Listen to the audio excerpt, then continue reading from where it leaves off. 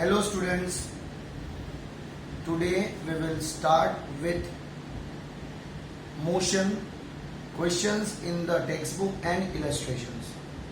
On page number 100, we have 3 questions.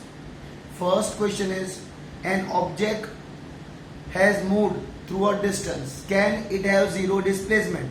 If yes, support your answer with an example. पूछा ऐसा है कि displacement zero हो सकता है, उसका हमें जवाब देना है.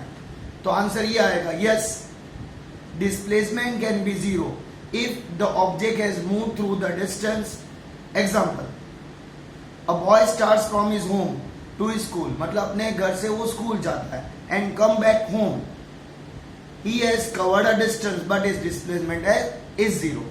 फॉर एग्जाम्पल, कोई भी स्टूडेंट अपने घर से निकलता है और स्कूल पहुंचता है, स्कूल से वापस वही पाथ से वो घर पहुंचता है, तो उसकी इनिशियल पोजीशन घर से मतलब होम से स्टार्ट की थी, एंड फाइनल पोजीशन भी घर पे पहुंचा है, तो initial and final position same है, तो उसका डिस्प्लेसमेंट जीरो है. मतलब उसने डिस्टेंस तो ट्रेवल किया है लेकिन उसका डिस्प्लेसमेंट जीरो.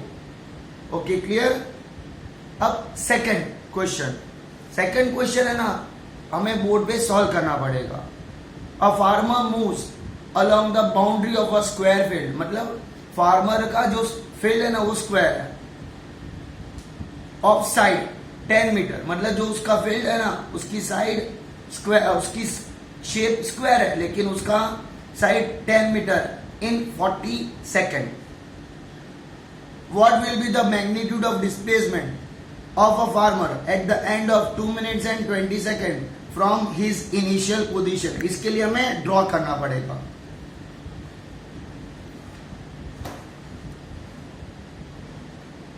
इसके लिए हमें ड्रॉ करना पड़ेगा. ये पहले ये स्क्वायर फील्ड है,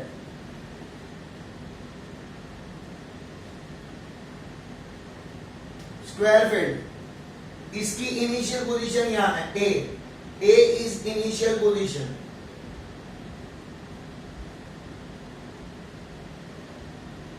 और फार्मर स्क्वायर साइड पे मूव करता है, पहले ए से बी, बी से सी, सी से डी और डी से वापिस ए, ऐसा पूरा राउंड वो घूमता है. राउंड इज स्क्वायर बाउंड्री पे मूव करता है और इसकी साइड 10 मीटर है. स्क्वायर की साइड क्या है, 10 metre. Square field side 10 metre each. Time taken कितना दिया हुआ है,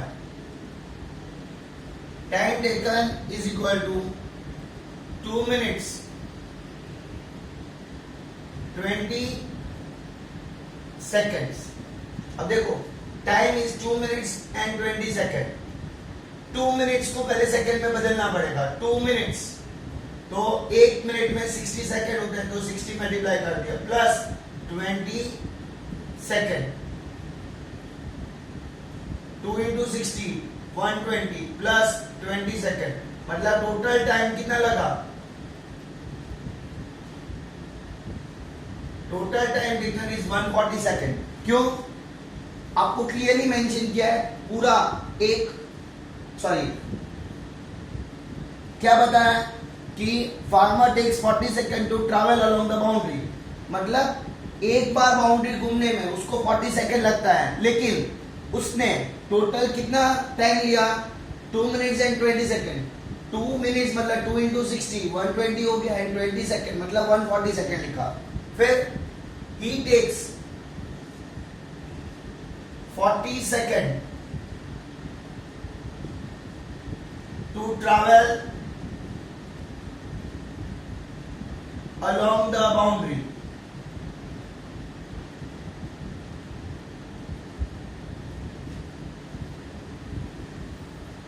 मतलब एक बाउंड्री पे ए से बी वॉक करेगा, बी से सी, सी से डी एंड डी से ए, तो एक पूरा एक बार बाउंड्री पे वॉक करने पे उसको 40 सेकेंड लगेगा.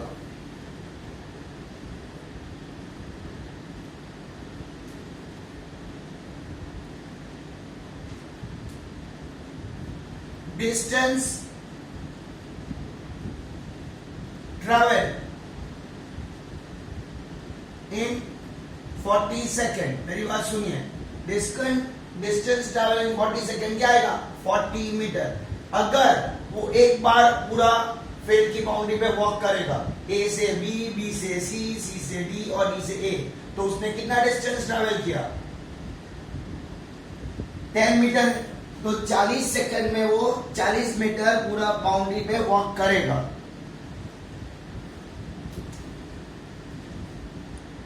Therefore, after every 40 second, therefore after every 40 second, displacement will be 0। इसका मतलब समझाता हूं कि अगर ए से बी पहुंचा, बी से सी पहुंचा, सी से डी पहुंचा और डी से ए पहुंचा, तो एक पूरा बाउंड्री पे उसने वॉक कर लिया, तो इतना घूमने में उसको 40 सेकंड लगेगा। 40 सेकंड में वो 40 मीटर मूव करेगा। तो अगर ए से स्टार्ट किया है, 40 सेकंड के बाद वापस यहाँ पहुंचेगा, तो वापस ए पे पहुंच जाएगा। तो इनिशियल पोजीशन भी ये थी और फाइनल पोजीशन भी ये पहुंची, तो एक पूरा रिवॉल्यूशन खत्म करने के बाद वापस ए पे पहुंचेगा। इसलिए 40 सेकंड के बाद डिस्प्लेसमेंट क्या हो जाएगा? 0 हो जाएगा, because initial and final position is same. फिर अब उसने टोटल 140 सेकंड ट्रैवल किया था। So he travels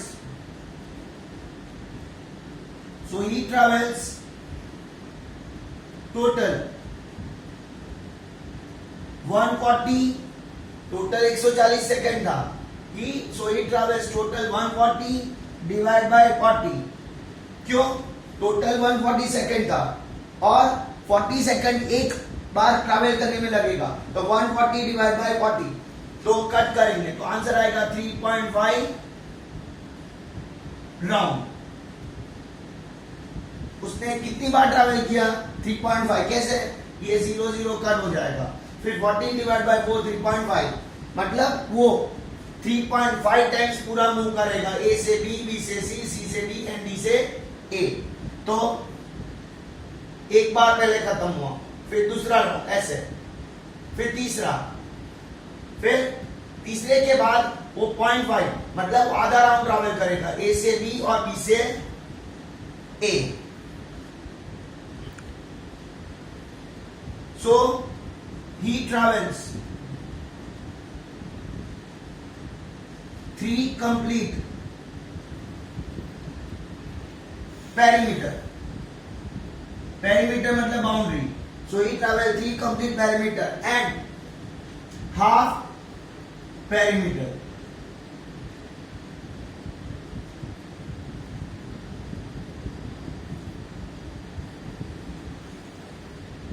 after 3 complete perimeter,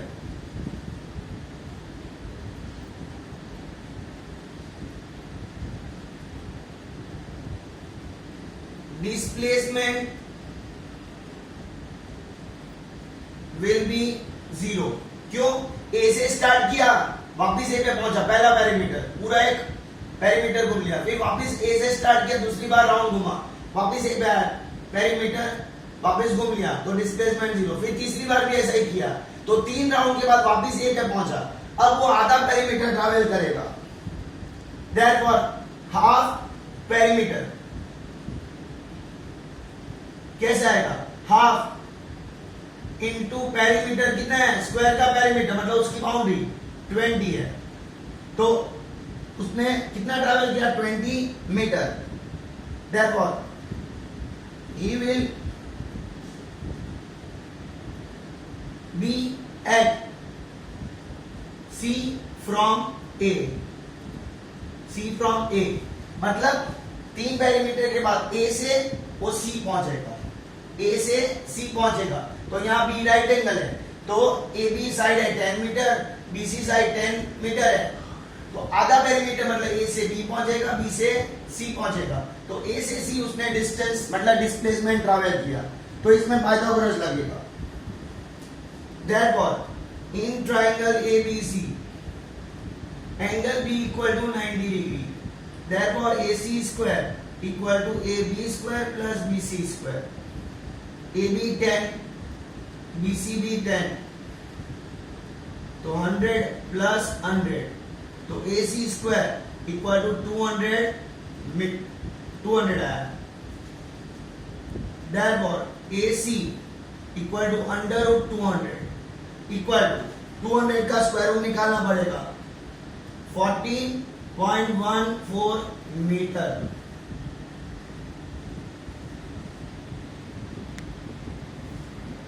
मतलब उसने 14.14 मीटर ट्रैवल किया। किसने? जो फार्मर मूव कर रहा था उसने पूरा ए से पूरा एक राउंड घुमा, दूसरा राउंड घुमा, तीसरा राउंड घुमा, मतलब 3 बार पेरीमीटर घुमा, फिर वो आधा पेरीमीटर मूव करता है, तो ए से बी और बी से सी।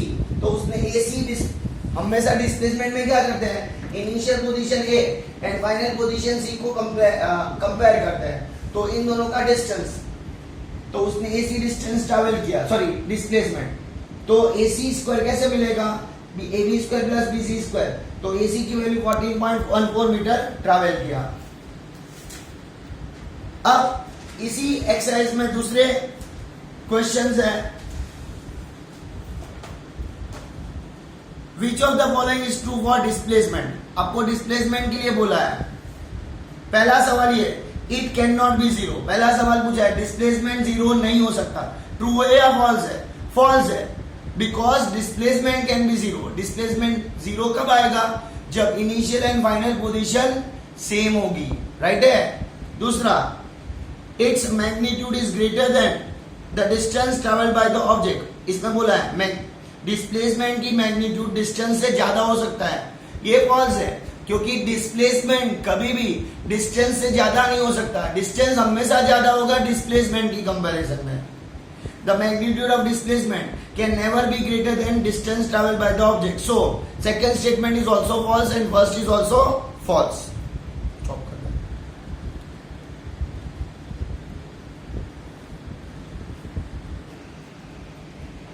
Now, on page 101, example 8.1, an object travel 16 meter in 4 seconds and another 16 meter in 2 seconds. What is the average velocity, average speed of the object? We will solve on the board. 16 meter in 4 seconds. Example 8.1. फिर another 16 meter in 2 seconds. We have to find average speed. Average speed की formula है total distance upon total time. तो total distance कितना है? Total distance, पहला distance 16, दूसरा 16, तो total distance 16 plus 16 कितना आएगा? 32 metre. Total time 4 plus 2, that is equal to 6 seconds. Therefore, average speed equal to total distance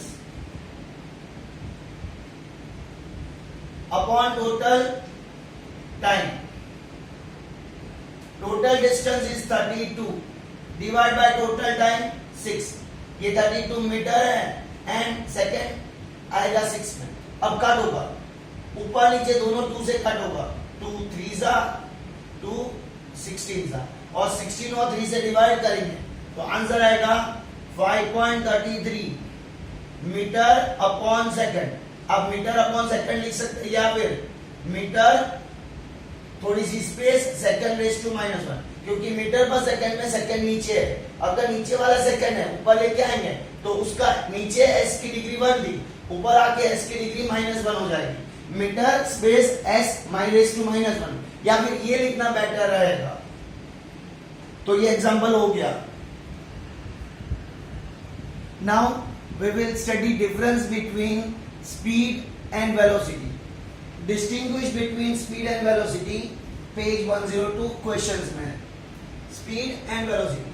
speed में पहला point, it is a scalar quantity, मतलब जिसमें डायरेक्शन जरूरी नहीं है। Velocity, it is a vector quantity. फिर स्पीड में distance travel per unit time, मतलब दैट इज स्पीड की फॉर्मूला डिस्टेंस अपॉन टाइम है। वेलोसिटी में डिस्प्लेसमेंट पर यूनिट टाइम, मतलब वेलोसिटी कैसे आएगा, डिस्प्लेसमेंट अपॉन टाइम। और थर्ड पॉइंट स्पीड में, स्पीड इज ऑलवेज पॉजिटिव, और इसमें वेलोसिटी में क्या आएगा, velocity can be positive, negative और zero.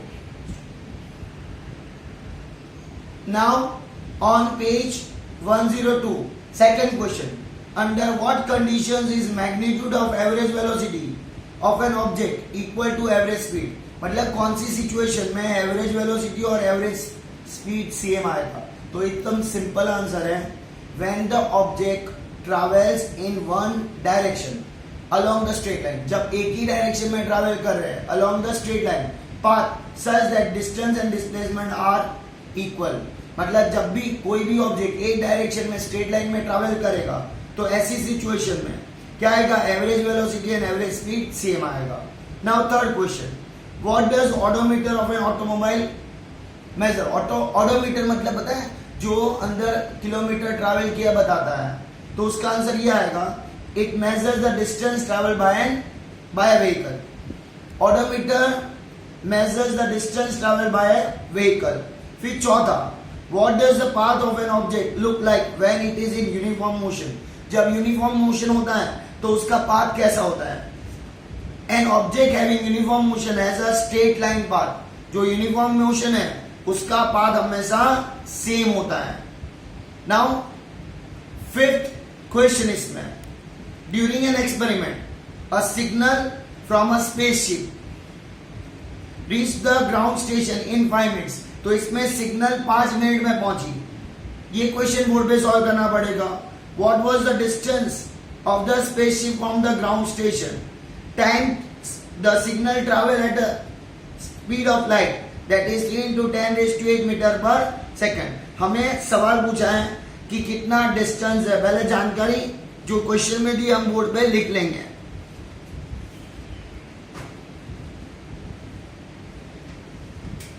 Page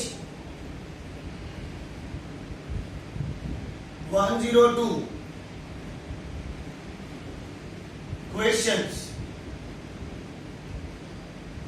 number 5, time is 5 minutes।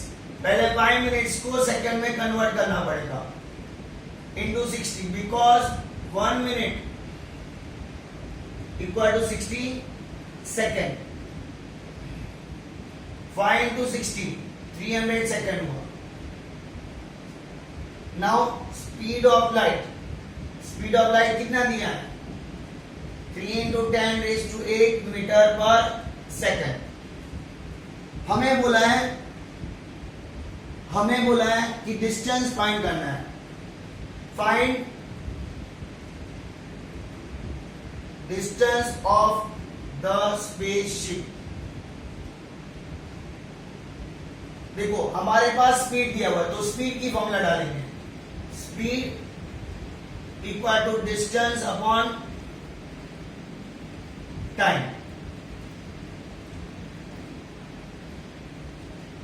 Speed is 3 × 10⁸ metre per second. Distance find करना है और टाइम टेकन कितना आएगा, 5 मिनट थी, तो 5 × 60 300 सेकंड। तो 300 3 के साथ मल्टीप्लाई होगा, 300 × 3 into 10⁸ metre per second equal to distance. अब 3 × 300 कितना आएगा, 900 into 10⁸ मीटर पर सेकंड। ध्यान से देखना, इक्वल टू डिस्टेंस। अब सुनो, ये मीटर पर सेकंड नहीं आएगा क्योंकि ये जो 300 सेकंड था, यहाँ ये सेकंड और नीचे वाला सेकंड कट हो जाएगा, तो डिस्टेंस क्या आएगा, 3 × 300 10⁸। अब इसको स्प्लिट करेंगे इजी करने के लिए, 9 × 100 into 10⁸ 100 मतलब 10 raise to 2 into 10 raise to 8 तो 9 10 raise to 8 and 10 raise to 2 2 plus 8 क्या हो जाएगा 10 raise to 10 metre equal to distance that is distance traveled by the spaceship is 9 into 10 raised to 10 raised to 10 meter.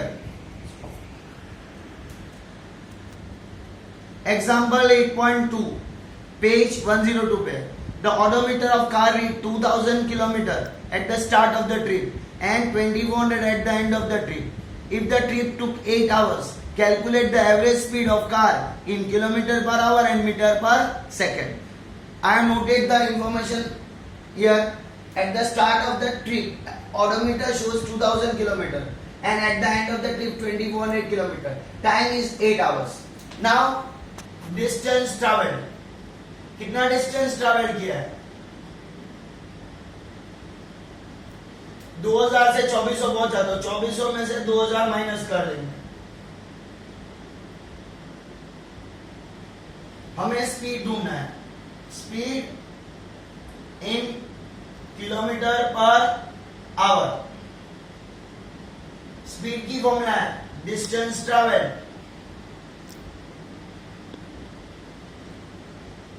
Upon time taken. Distance travel कितना है 400 kilometre upon 8 hours. 400 को 8 से divide करेंगे तो 50 kilometre per hour. ये पहला सवाल का जवाब आ गया. Speed 50 kilometre per hour. अब दूसरी भी स्पीड ढूंढनी है. Speed in metre per second.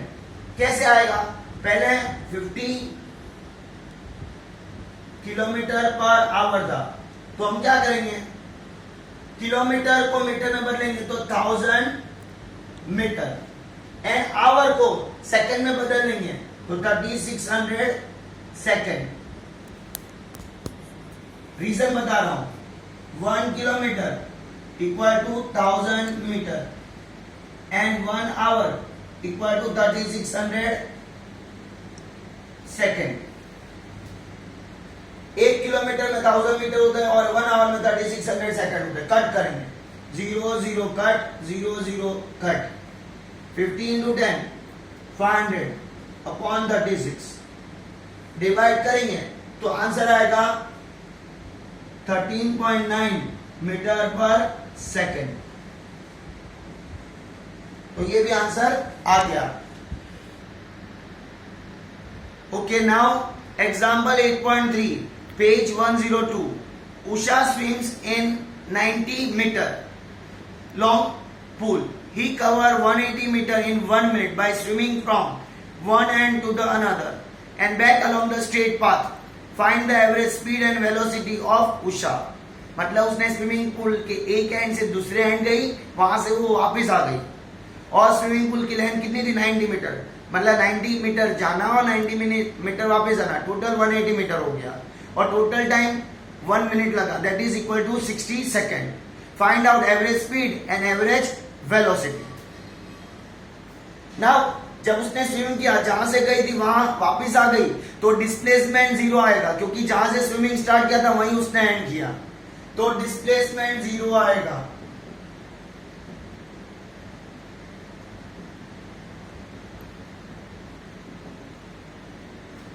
Zero metre. Average speed